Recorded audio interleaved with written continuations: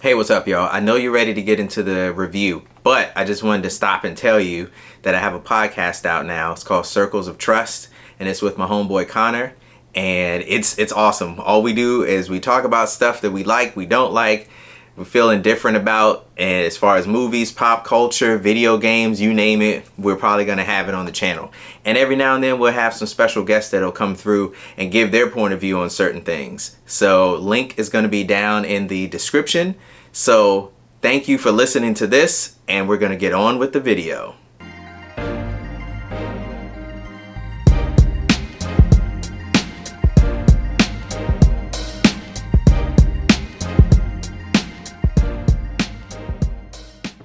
Hey, what's up, everybody? Welcome to Unscripted Review. I'm your host, DV, and it's been a interesting year, 2022, and we're gonna take a look at some of my favorite movies that have come out from January up until the end of June. So this is my top 5 list with 2 honorable mentions. So we're gonna get right into it. So first off, we're gonna start with the honorable mentions. So I have my little notes here. So these are the honorable mentions, just barely missed the mark. If it wasn't for the Black Phone and Elvis coming out like right at the end, the list probably would have looked a little different. But we're gonna get started with those honorable mentions, and the very first one that we have here is the Black Phone. So the Black Phone was really it exceeded my expectations. I didn't know what to expect. It almost looked like a low budget cheesy, not necessarily cheesy, but a low budget horror movie. But watching it, it was actually really, really good. It's just that it couldn't beat out some of the others on this list. So the first one that we have is the Black Phone. So that's the first honorable mention. The second honorable mention is Ambulance, the movie that was done by Michael Bay. Now, Michael Bay movies, you know what? I have a special place in my memories hard drive for Michael Bay movies. Not all of them are great by any means, like Transformers: Revenge of the Fallen, gutter trash. But I like Michael Bay because he sticks to his formula. He does what he wants to do when he wants to do it. And I can respect that.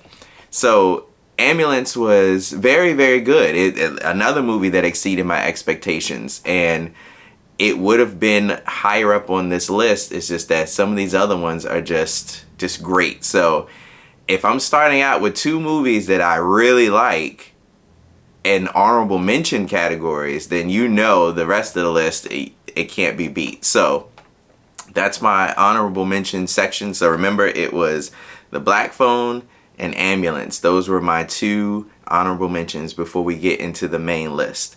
So we're going to get ready to dive right on in, and we're going to start off with number 5. So number 5 on my list is Elvis. So this is the most recent one to come out. So I just saw Elvis a couple days ago now, maybe about a week ago now. No, actually it was a couple days. I'm recording this on the 4th of July. So we saw this like on the 30th. So it definitely it barely squeaked in to the first half of the 2020 list. But let me tell you, that movie is something special. Elvis was shot in like the cinematography is incredible.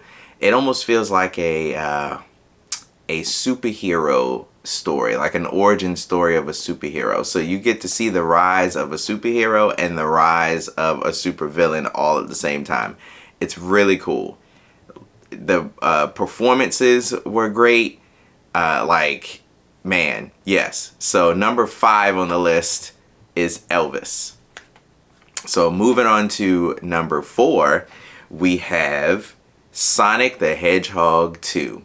Now, those of you who watched my channel when I was the budget enthusiast and moving on to now hosting this show, you will know that I enjoy some Sonic the Hedgehog. He's always been, as far as his movies go, have always been some of the ones I talked about the most. And the sequel is, man, great. like I had so much fun watching this in the theater. And it was like me, I saw this like on a Wednesday night, and it was like me and maybe two other, like it was a couple, and I think a couple with their child sitting behind me. And we were cracking up and laughing. Like, it's Sonic the Hedgehog 2 was definitely one of my favorite movies this year, and that's why it hits up at number 4. So if you haven't seen it, please, I think it's on Paramount Plus now, so everybody should just, check it out. I think both of them might be on Paramount Plus, because the original Sonic the Hedgehog was awesome as well. So definitely worth checking out. Check out that sequel. It's number 4 on my list of top 5 movies of 2022 theatrically. So next up, we have number 3. We have The Batman. Now, The Batman. What else can I say about this movie that I haven't already said in my review? Well, first off, watching it at home again, because it's come out on HBO Max and it's on 4K Blu-ray. So I have the 4K Blu-ray behind me. But watching this thing in the theater was an awesome experience. And then seeing it at home, and it gets better. Like, I absolutely love this movie. And it was a great experience watching it in the theater. I saw this one in the Dolby Cinema, and it was fantastic. Like, everything about this movie, it's such a gritty crime drama, and then it throws Batman in it, and it's great. I know some critics, I've seen some reviews and things. Some people don't like the fact that the Riddler is portrayed a lot different. Now, I'm usually the type of dude that likes to stick to the way the characters are supposed to be. But Batman has had so many different variations throughout his tenure in the comics that sometimes, sometimes the villains are grittier. Like, if you go into some of the Frank Miller stuff, a lot of the characters are grittier and more realistic. So I kind of chalk that up to them trying to mimic that style. And this is really just like Seven, like the movie Seven, and it's just gritty, it's grimy, the kills are crazy. And yes, there are some kills. Of course, they don't show everything, but they do show some stuff because, you gotta get it in context. But The Batman definitely is one of the top movies of 2022. And I've seen this in other people's lists too, but this is number 3 on my list. So if we're at The Batman at number 3, so I mean, I don't know if you guys could guess what else would be a 2 and number 1. But we're going to move on to number 2. And number 2 is Top Gun Maverick. Top Gun Maverick gave me some of the, I felt so alive after watching that movie. Everything about it. Yes, sometimes it can be heavy-handed on nostalgia, but that's a good thing in this case. This movie came out in '86, bro, and they kept the essence. It's not a shot-for-shot remake. There are some scenes that are callbacks to the original, but the story is different in certain aspects, and that gives you just enough to just enjoy it. It was very well done.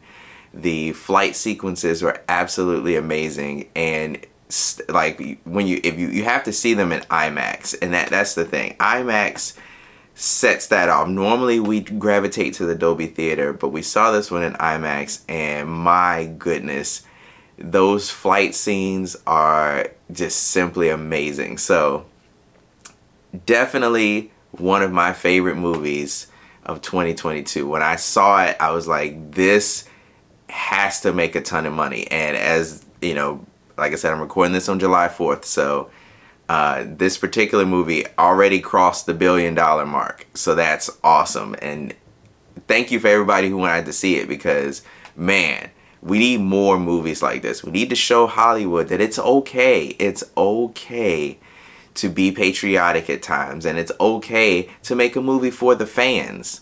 Like, yes, it was very well done. So that's my number 2 movie on the list, Top Gun Maverick. So I know you're probably wondering, like, what could beat a billion-dollar movie. Like Top Gun Maverick, it's universally loved. Like people love this movie. It's got high ratings. What could possibly dethrone Top Gun Maverick? Well, it's Everything, Everywhere, All at Once. And that's my #1 movie of 2022 so far. So this movie is definitely a sight to behold. It has so much stuff going on with it. Like the plot itself is fairly straightforward when you first get into it. And then it kind of branches off into the multiverse thing. And when I tell you that just the multiverse sections are phenomenal. And it's funny, it's heartwarming, it has every emotion that you can probably think of thrown into one movie. It is a mega thrill ride. So just recently, my partner in the podcast, Connor, he went to see this, and him and his wife went to see this. And once they were out, he had to message me. He was like, yo, like, absolutely love this movie. Best movie I've seen probably ever. Mix of emotions.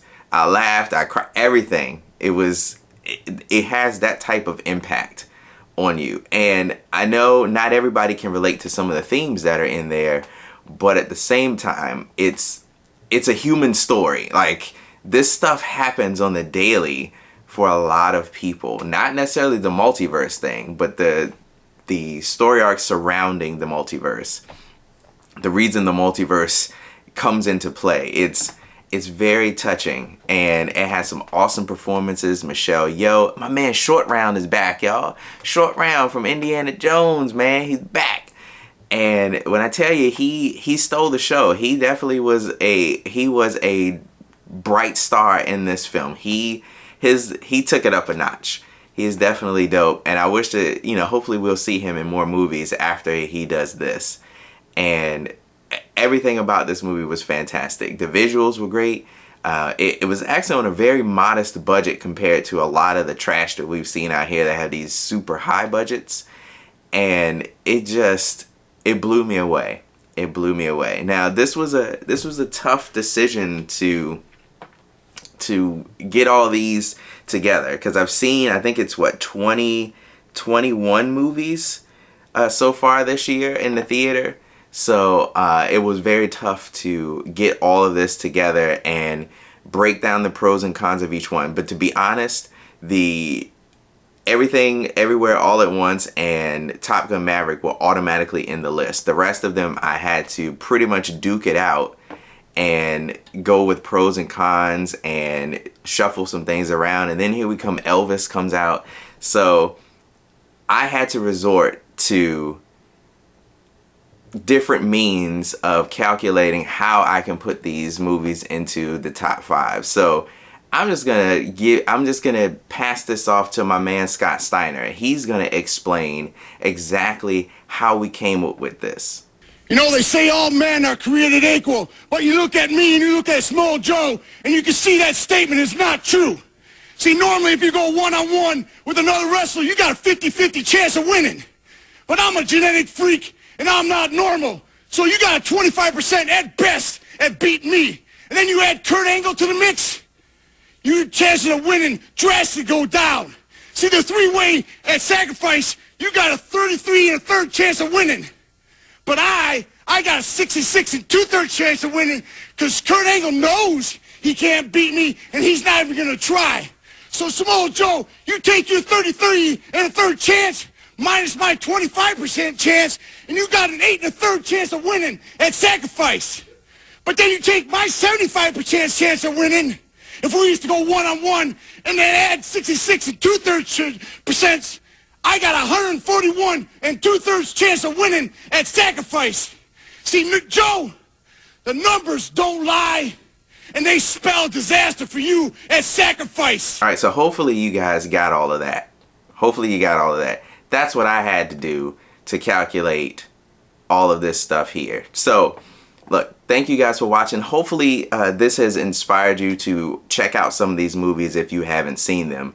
Now, we're in July, so we got a couple movies that are, we got movies for the rest of the year that are about to come out. So I think this Friday, like I said, I'm recording this on July 4th, so this Friday we are going to see Thor: Love and Thunder. Now, I am severely reluctant to go see this movie. I have a feeling I know what's going to happen. I've been trying to avoid spoilers because I don't want it to be spoiled. I want to be disappointed. I want to be disappointed like as it's going on versus knowing what's going to happen before. But I have a feeling I know what's going to happen. And it's actually kind of depressing. But it just goes along with all the other trash that Marvel and Disney have been doing these past couple of years to some of our favorite characters. So hopefully you enjoyed all of this, and you go check out at least these things in my top 5 and in my honorable mentions list. So thank you guys for watching. Everybody stay safe out there, please. Enjoy your 4th of July. Happy 4th of July, by the way. And peace.